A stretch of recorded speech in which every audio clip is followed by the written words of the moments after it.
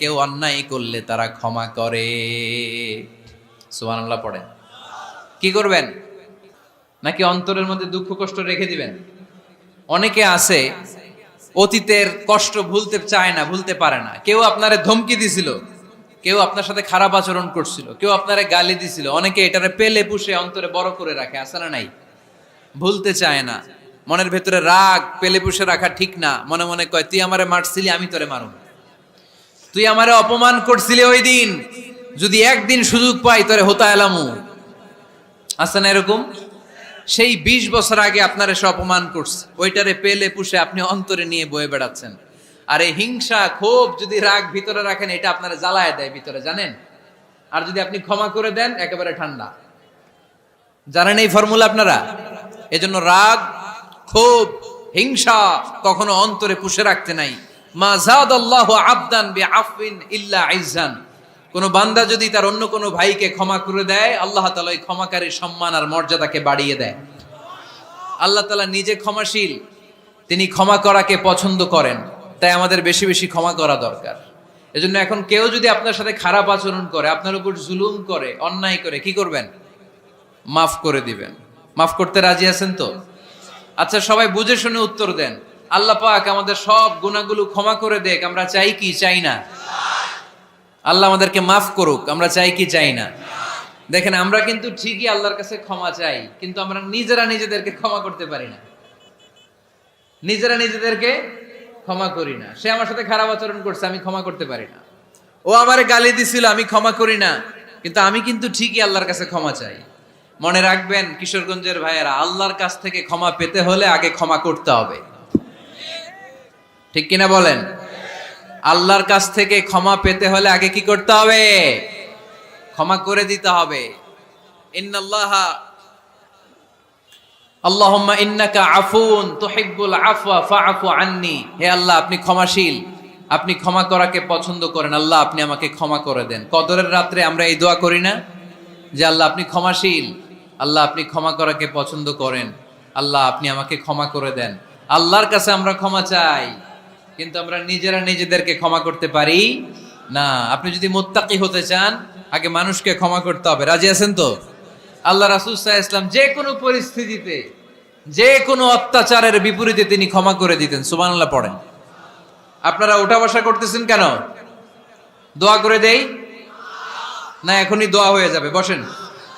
এখনই দোয়া করে দিচ্ছি। কষ্ট হচ্ছে আপনাদের, আমি জানি, অনেক গাদাগাদি, না বললে তো হবে না। এখানে অনেক কষ্ট হচ্ছে আপনাদের। মুত্তাকিদের 5টা বৈশিষ্ট্যের কথা বলেছিলাম, কয়টা? 1 নম্বরে দান করে, 2 নম্বরে রাগকে কমায়, 3 নম্বরে কি করে দেয়? ক্ষমা করে দেয়, মাফ করে দেয়। এজন্য মাফ করার বৈশিষ্ট্য অর্জন করতে হবে প্রিয় ভাইরা।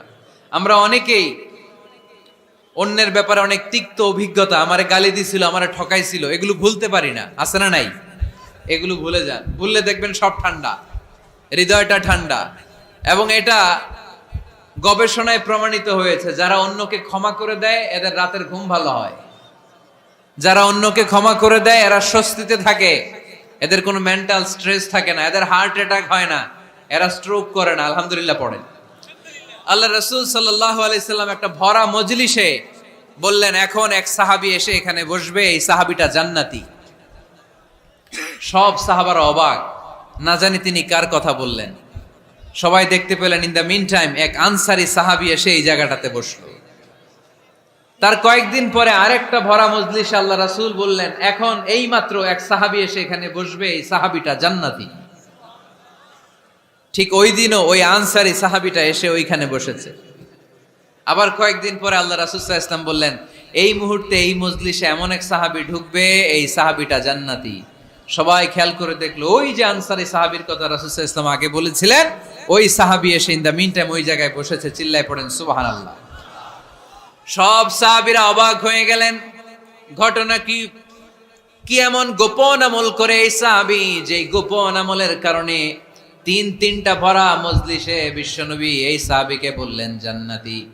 সাইয়েদনা আব্দুল্লাহ ইবনে আমর ইবনুল আস গোপন তথ্য বের করার জন্য ওই সাহাবীর বাড়িতে চলে যে সাহাবীকে সালাম দিয়ে বললেন, ও আনসারী সাহাবী, আমার বাবার সাথে আমার ঝগড়া হয়েছে, আমি 3 দিনের জন্য তোমার বাড়িতে মেহমান হতে চাই। কয়দিনের জন্য? 3 দিন। ওই আনসারী সাহাবী বলল, আহলান ওয়া সাহলান, খুশ আমদেদ, আপনি আমার মেহমান হবেন, এটা তো আমার সৌভাগ্য, আসেন থাকেন, এই ঘরে আমি থাকি, এই ঘরটা ফাঁকা, আপনি এখানে থাকেন।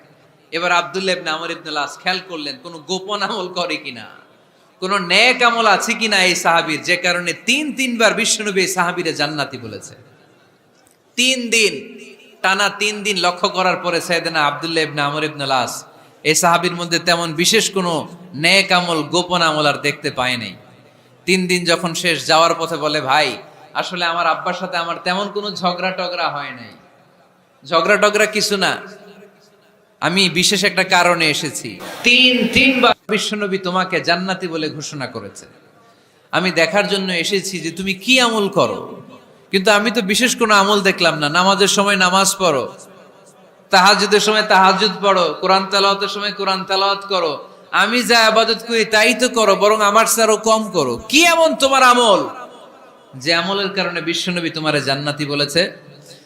সাহাবীটাকে বলে, আব্দুল্লাহ, আমার জীবনে বিশেষ কোনো আমল নাই, এমন কোন আমল আমি আমার জীবনে করি নাই যে আমলের কারণে বিশ্বনবী আমারে জান্নাতি বলে ঘোষণা দিতে পারে। তবে হ্যাঁ, এমন একটি আমল আছে, প্রতি রাতে ওই আমলটা করে আমি বিছানায় ঘুমাতে যাই।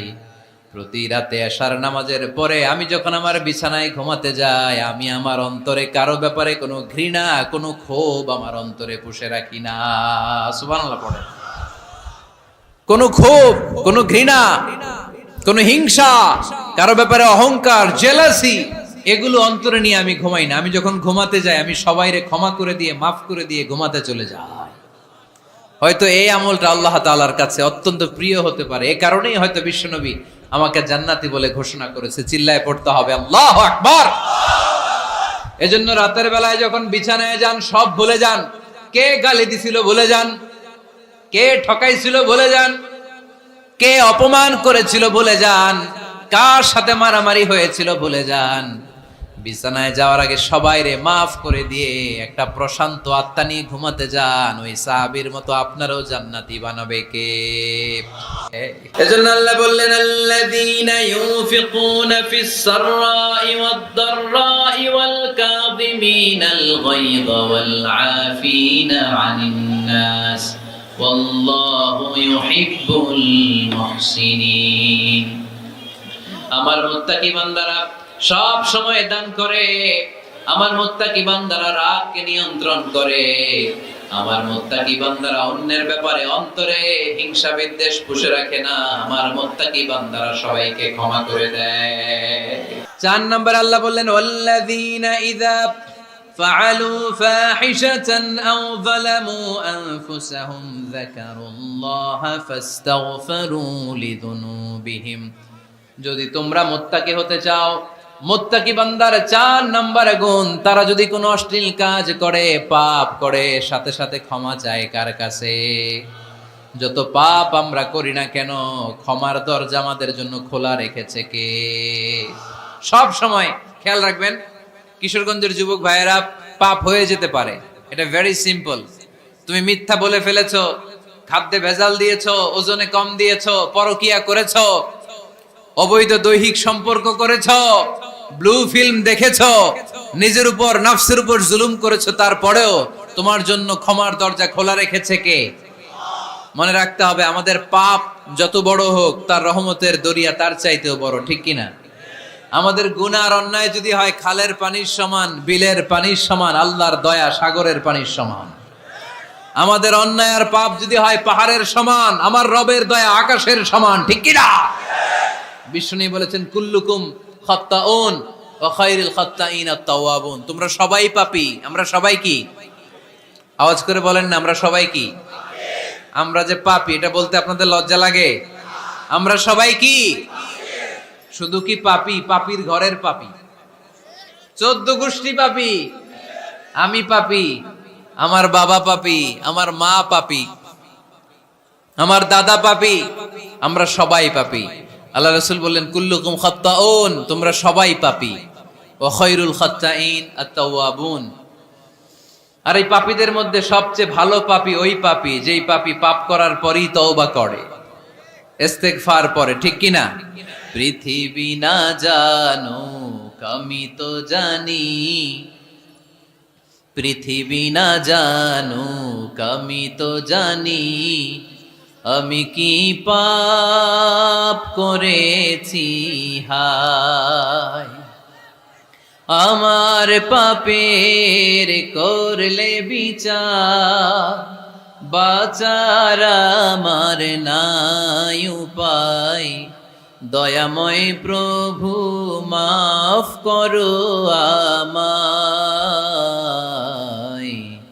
মাফ করো আমায়। পড়েন, পৃথিবী না জানুক আমি তো জানি, আমি কি পাপ করেছি হায়। আমার পাপের করলে বিচার, বাঁচার আমার নাই উপায়, দয়াময় প্রভু মাফ করো আমায়, মাফ করো আমায়। চিল্লায় পড়তে হবে সবাই, আমিন। এজন্য আল্লাহ বললেন, আমার মুত্তাকি বান্দারা যদি ভুল করে, আমার মুত্তাকি বান্দারা যদি অন্যায় করে, সাথে সাথে ক্ষমা চায় কার কাছে? ক্ষমার দরজা আমাদের জন্য খোলা আছে না নাই?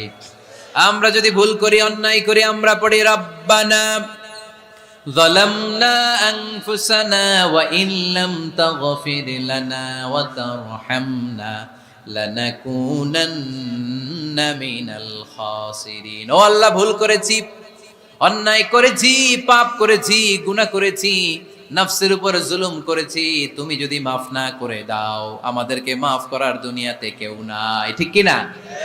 এজন্য আল্লাহ বললেন, মুত্তাকিদের 4 নাম্বার গুণ, ভুল হতেই পারে কিন্তু নিরাশ হয়ো না, হাল ছেড়ে দিও না, তোমাদের জন্য আমি আল্লাহর ক্ষমার দরজা খোলা আছে না নাই? 24 ঘন্টা খোলা। সকালে ভুল করছেন, মাফ চাইবেন কার কাছে? দুপুরে ভুল হয়েছে, মাফ চাইবেন কার কাছে? রাতে ভুল হয়েছে, মাফ চাইবেন কার কাছে? কারণ মুমিন বান্দারা জানে, ওমাই ইয়াগফিরুয যুনুবা ইল্লাল্লাহ। মুত্তাকিনরা জানে আল্লাহ ছাড়া গুনাহ ক্ষমা করার কেউ নাই। তাই গুনাহ হলে, পাপ হলে আমরা ক্ষমা চাই কার কাছে? যদি পাপ হয়ে যায়, অন্যায় হয়ে যায়, ওযু করে জায়নামাজটা বিছিয়ে চোখের পানি ছেড়ে দেন। চোখের পানি চোখ বেয়ে নাকের ডগাবে জমিনে পড়ার আগে ওই অনুতপ্ত বান্দার জীবনের সব গুনাহ মাফ করে দেয় কে? চোখের পানি ছেড়ে আল্লাহরে বলেন, আল্লাহ وَمَن يَغْفِرُ الذُّنُوبَ إِلَّا اللَّهُ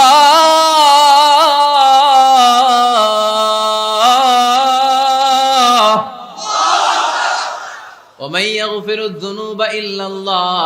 আল্লাহ ছাড়া গুনাহ ক্ষমা করার আর কোন দ্বিতীয় মাবুদ আমাদের আর আছে নাকি? চোখের পানি ছেড়ে দিয়ে আল্লাহরে ডেকে বলেন, আল্লাহ, আমি ছাড়া তোমার গোলামের অভাব নাই। অভাব আছে?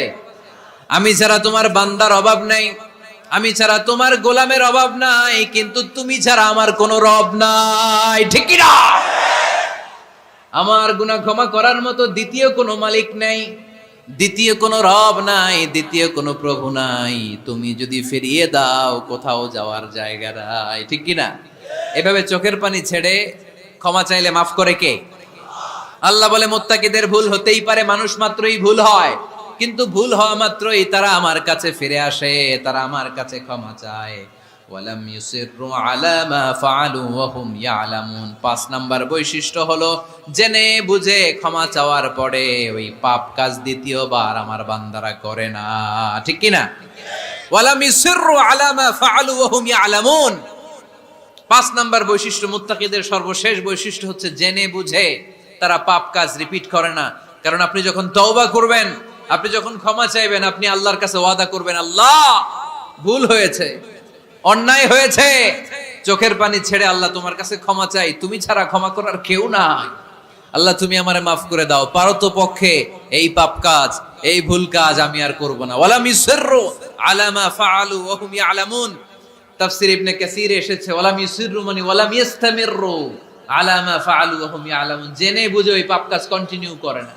আপনি সকালে ভুল করছেন, আল্লাহর কাছে মাফ চাইলেন, বিকেলে ওইটা আবার করা যাবে?